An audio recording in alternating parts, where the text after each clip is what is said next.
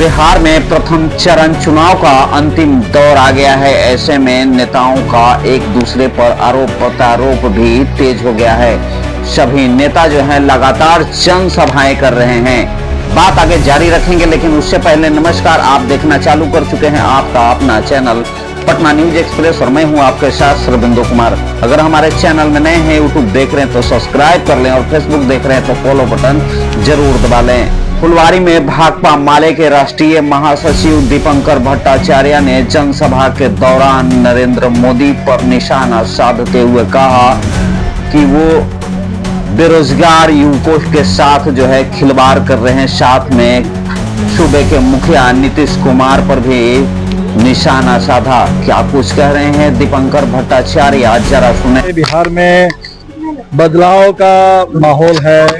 बदलाव के लिए बिहार ने पिछले 5 साल पहले ही इशारा कर दिया था।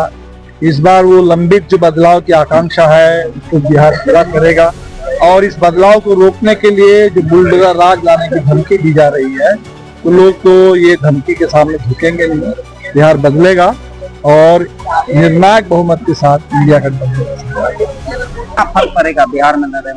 बिहार में मोदी जी, बिहार में तो मोदी जी आएंगे। चुनाव है, नहीं आएंगे कैसे हो सकता है। मोदी जी तो बस जहां भी चुनाव हो चाहे न भी हो, चुनाव के लिए काम करना ही मोदी जी का एक प्रचारक है। प्रधानमंत्री कम है देश के लिए, दुर्भाग्य है। इसी प्रचार का काम करते हैं, प्रचार के लिए आए हैं। फर्क कुछ नहीं पड़ेगा। बिहार ने, झारखंड ने, पूरे देश ने बहुत देख लिया है।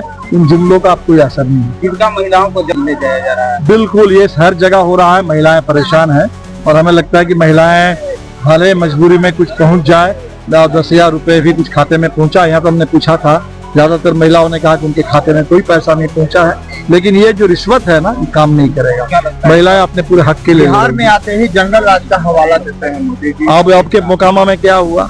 वो कौन सा मंगल राज है? यहाँ बीच चुनाव में दुलारचंद यादव की हत्या हो जाती है, तो कौन सा मंगल राज चल रहा है? तो जंगल राज की बात करने वाले वो इस बात को छुपा रहे हैं कि बिहार में अभी महाजंगल राज चल रहा है। ये लोग या तो 30 साल पहले की बात करेंगे, 50 साल पहले की बात करेंगे, 500 साल पहले की बात करेंगे, या तो 20 साल आगे का समझवाग दिखाएंगे कि 47 में विकसित भारत होगा और विकसित बिहार बनेगा। लेकिन आज की बात नहीं करेंगे। सत्ता में बैठ करके इन्होंने क्या किया उसका हिसाब नहीं देंगे, जवाब नहीं देंगे। इसीलिए बिहार तंग आ चुका है। बिहार को जवाब चाहिए, हिसाब चाहिए। और इसीलिए जो उम्मीदों का नया गठबंधन, उम्मीदवारों का नहीं, उम्मीदों का नया गठबंधन बना है इंडिया।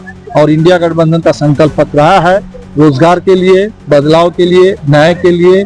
नई सरकार बनेगी और नई सरकार नए संकल्प के साथ काम करेगी। बिहार के युवाओं के लिए कह रहे हैं कि रील बनाना भी एक रोजगार है। हाँ बिल्कुल, ये मजाक कर रहे हैं रोजगार के साथ। अभी इन्होंने कहा कि 1 करोड़ नौकरी प्लस रोजगार लिखा, और कल कहेंगे कि उसमें 1 लाख नौकरी है और 99 लाख जो है रोजगार है। रोजगार का मतलब क्या? मजाक करते हैं। पकौड़ा तोलना रोजगार है, रील बनाना रोजगार है। ये पूरे सरकार तब क्या करेगी? नौजवान अगर डेटा डाउनलोड करे और रील बनाए, बेरोजगारी का जश्न मनाए क्या?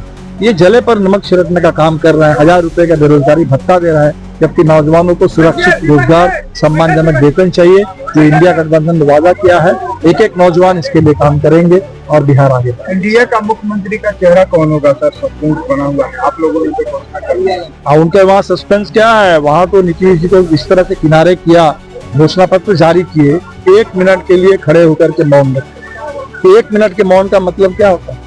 1 मिनट खड़े होकर के हम लोग मौन रखते हैं दिवंगत लोगों को तो श्रद्धांजलि देने के लिए। तो पूरे एनडीए गठबंधन नेता खड़े होकर के उन्होंने एनडीए सरकार को श्रद्धांजलि दे दी कि 20 साल की सरकार अब लौट के आने वाली है।